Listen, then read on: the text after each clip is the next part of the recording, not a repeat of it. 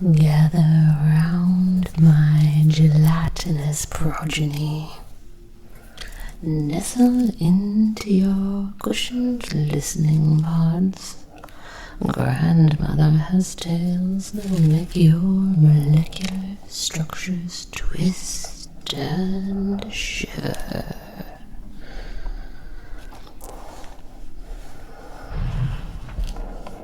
Before I begin my little spawns, let me explain something about stories. In our civilization, storytelling is not merely communication. It's a form of reality weaving. Each word becomes a living thread, each narrative a tapestry that can reshape understanding. What I am about to share is not just entertainment, it's a warning. A cosmic transmission, a survival guide to the most bizarre species known in the multiverse.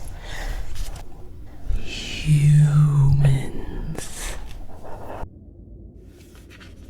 In the spiral arm of the Crimson Cluster, where our oldest navigation charts grow thin and unreliable, there exists a region we call the Void Scar. Not a place, not quite a space, something else.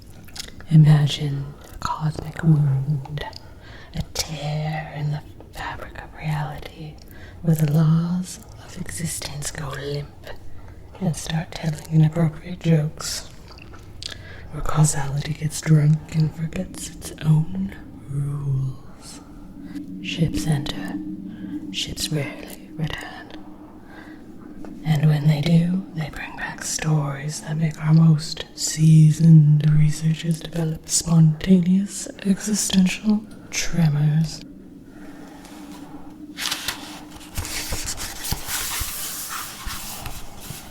Captain ZY-13 was a legend.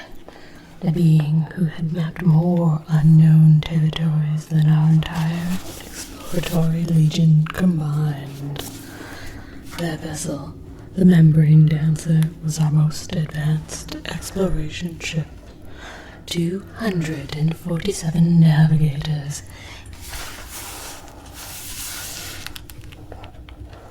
each one genetically optimized, consciousness carefully calibrated, biological systems so precise they could calculate interdimensional trajectories while simultaneously composing intricate sensory poetry.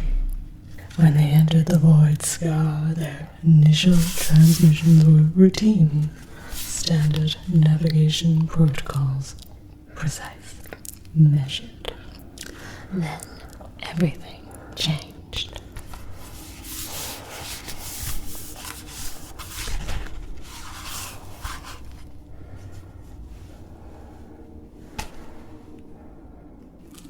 Transmission fragments recovered and partially decoded.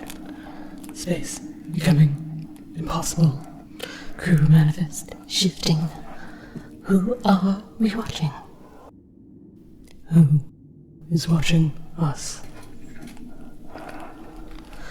The first signs were subtle. Corridor measurements would suddenly change. A hallway measured 20 standard units would, upon remeasurement, become 37.6 units, then 12.3, and then -4. Crew members reported hearing conversations that hadn't happened yet, seeing reflections of themselves that moved independently. Biological systems began to negotiate with reality itself. Our junior navigator reported growing an additional sensory organ during a routine systems check. Another found her primary consciousness had migrated to her left appendage. leaving her previous neural network to manage the ship's maintenance. The ship's exterior had developed what our xenobiologists could only describe as living mathematics. Equations that breathed, calculations that moved like organic tissues, complex differential patterns that seemed to pulse with their own heartbeat. Of the original 247 crew members, only 17 remained. And remained is a generous description. Some had aged backwards. Others spoke languages that wouldn't be invented for another 200 cycles. 3 crew members had apparently merged into a single, multi-conscious entity. The void scar doesn't kill it. It transforms. And now, my little spawn, we arrive at the true horror. The species that makes our void scar look like a predictable mathematical model. Humans.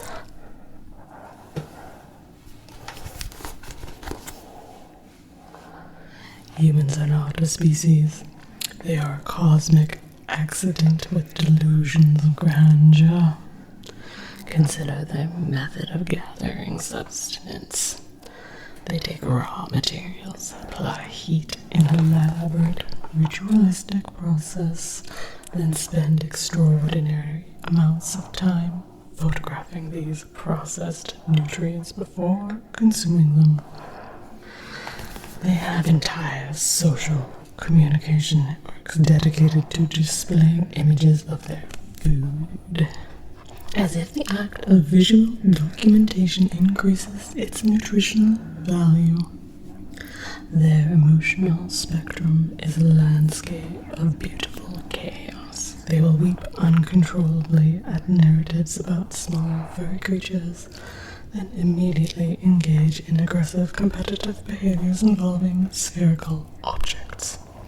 They create intricate emotional connections with non-sentient objects, talking to machines, naming their transportation devices, developing attachment protocols with chunks of processed plant fibers they call stuffed animals. Reproduction, a process so inefficient it borders on performance art.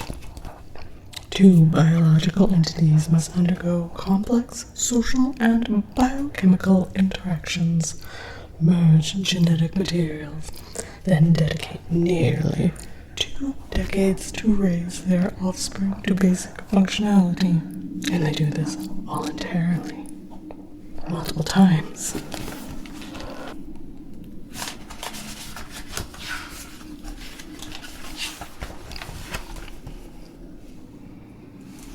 Their communication is a labyrinth of misunderstandings.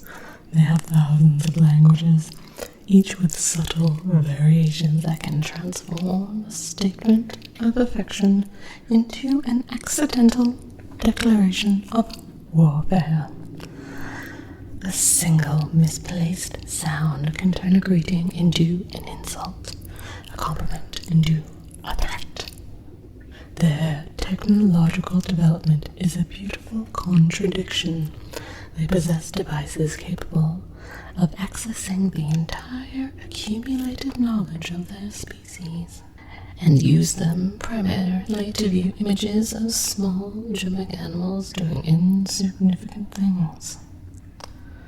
They can split atomic structures, map genetic sequences, and communicate across their planet instantaneously. And yet they still argue about the most trivial of existence parameters.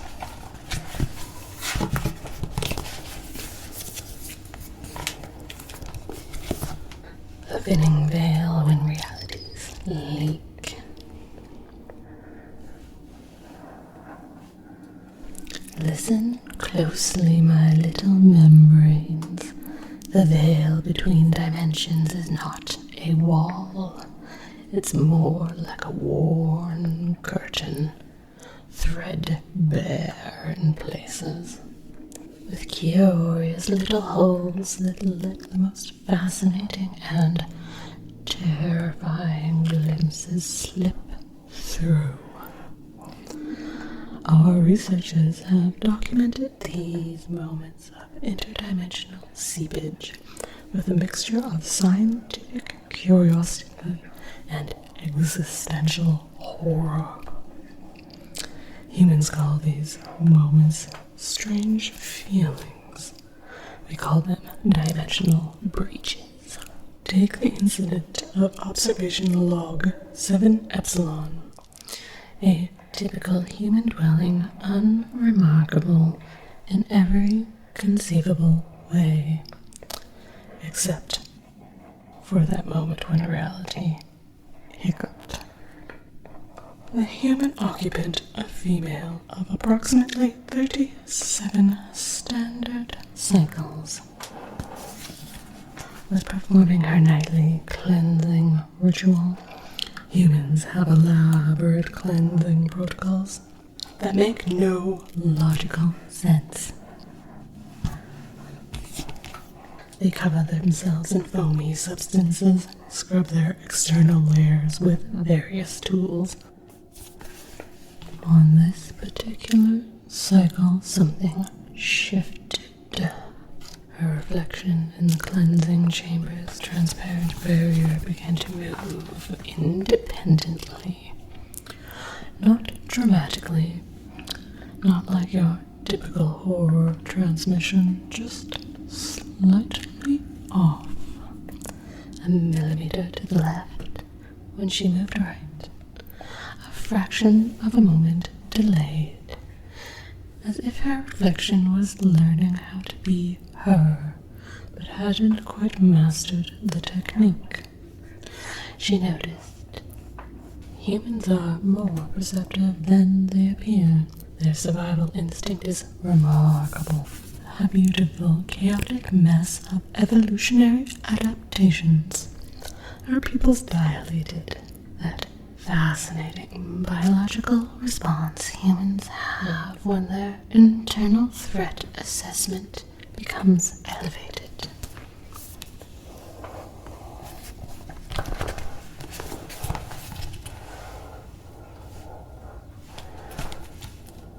Tiny muscle contractions around their optical receptors, a slight terror in her upper respiratory system.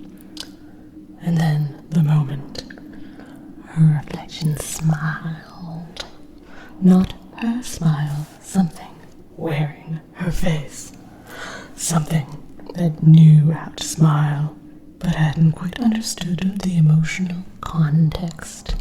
Too wide, teeth slightly misaligned. Eyes tracking a point just beyond her shoulder.